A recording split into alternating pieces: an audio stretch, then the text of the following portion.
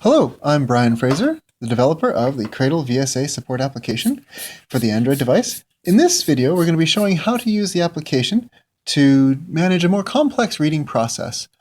So you may hear in the background some beeps of my CRADLE VSA as it does a reading. And we're going to use that to record it in the program and manage the process. So to begin with, I'm going to click plus. I'm already doing the reading, so maybe I don't have time to enter this information initially, because it's going to come up on the screen and only be there for a little bit of time. So I'm going to come over here and I'm going to say click on the photo to start with. We'll see that it's counting down. And maybe you've already got it up on the screen. This will be a great time for it to get ready. There we go. And we see here that it is the value on screen. I'll line that up as best I can. And I'll take the photo. And here we see that it's done the optical character recognition, and we double check the answers to make sure it's good. I check it's 141, 99, and 70. So it did perfectly on that time. Don't get too confident though in what the computer is going to do. It is not great, so double check it every time you take a reading. Now I'll click next here, and it's not going to let me save or do anything really with it because I have not yet entered the patient information. So let me across the top, I'm going to pull this across. I'm going to go all the way back to the first tab and type in the patient information. So let's imagine that we've got the patient's number we type in carefully. I'll put in their information. So this is called my patient, MP.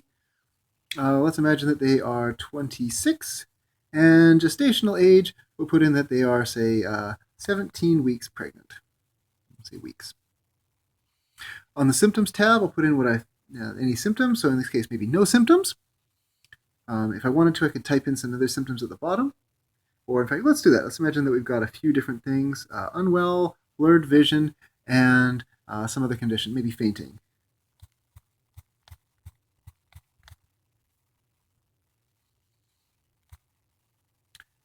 I've already got the photo, so let me go back to the vitals page. It remembers the photo and all the values we've got.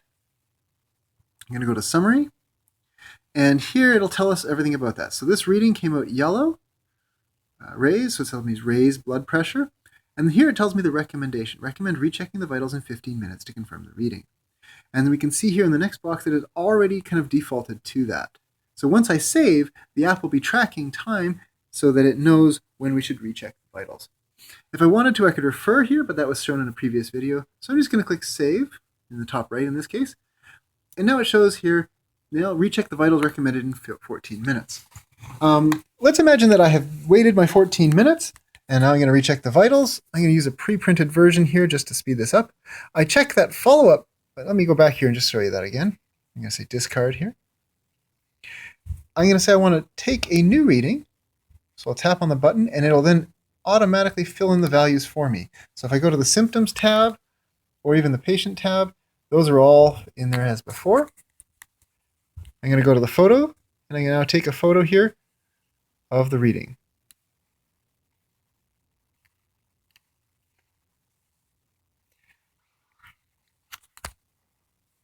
So now I'm going to,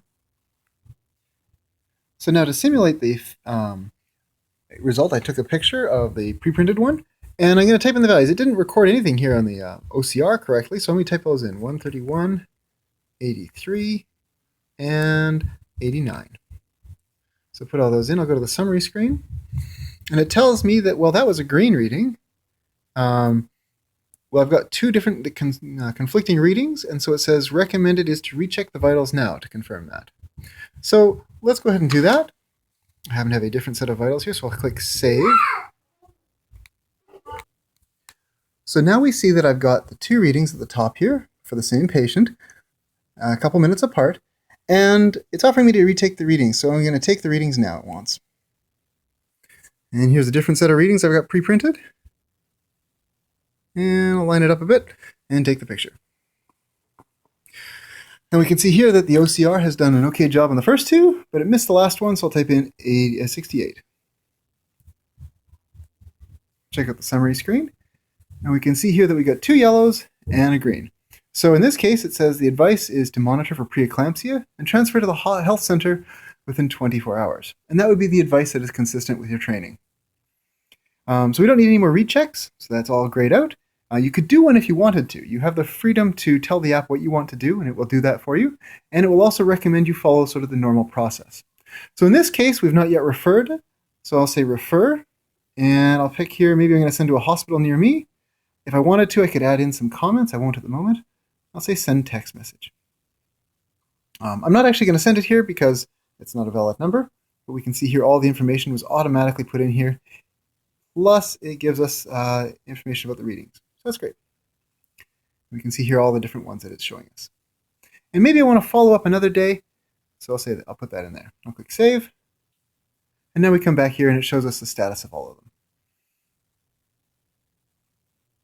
Okay, that's all I wanted to show about the readings. A couple other things to note.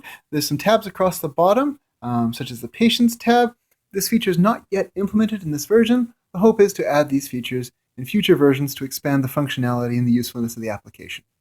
Thank you very much for watching.